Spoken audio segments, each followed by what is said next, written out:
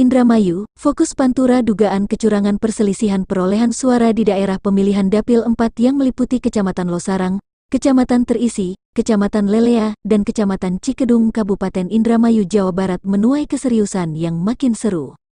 Pasalnya, pada Kamis tanggal 7 Maret tahun 2024 Ketua DPC Partai Demokrat Kabupaten Indramayu Niko Antonio, didampingi Wakil Ketua DPC Haris Solihin, Caleg Demokrat Dapil 4 Andikan Maulida Asyari melayangkan pelaporan ke Gakumdu atas dugaan kasus kecurangan sebagai tindak lanjut penolakan penandatanganan pada saat rapat pleno di KPUD Indramayu.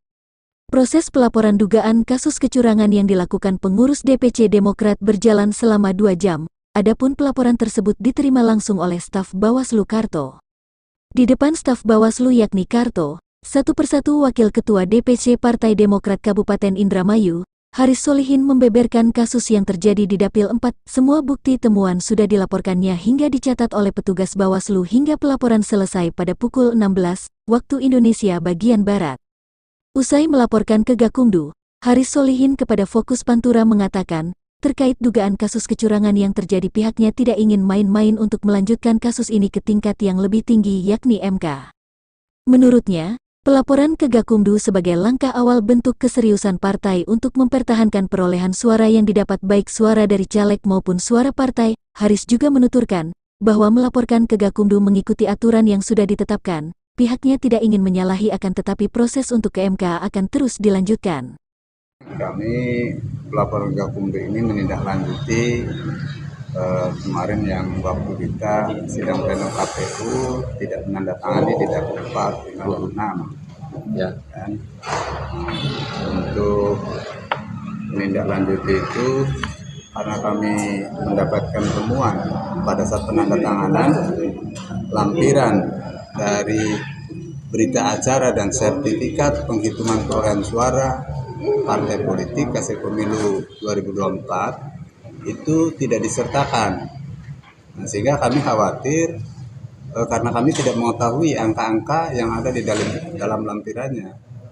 Nah, makanya kami menunggu sampai KPU mengedarkan lampirannya itu, berita acara itu secara lengkap.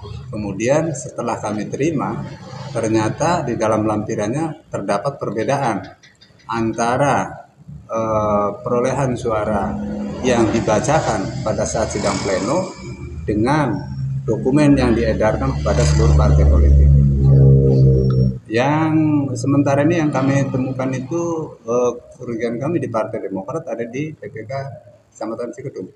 Itu akan kita tindak lanjuti setelah kami melapor Gakumdu ini. Kami juga akan tindak lanjutinya teman-teman ini ke Mahkamah Konstitusi.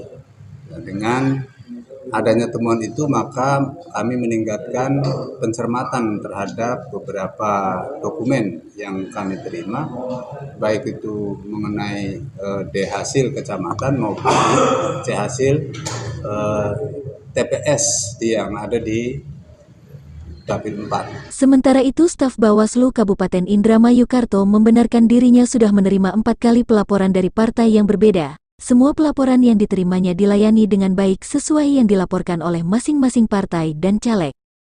Pertama, tadi kita sudah menerima laporan yang 4 ya di tahapan ini itu dari Partai Demokrat. Seperti biasa Pak, kita terima laporan dan kemudian nanti kita akan melakukan penelitian di kajian awal itu untuk meneliti terkait dengan syarat formil dan material selama 2 hari ke depan.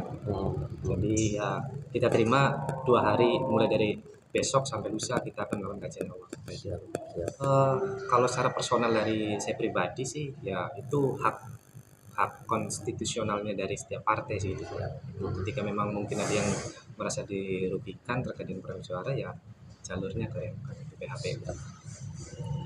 Intinya hak konstitusional dari setiap peserta pemilu.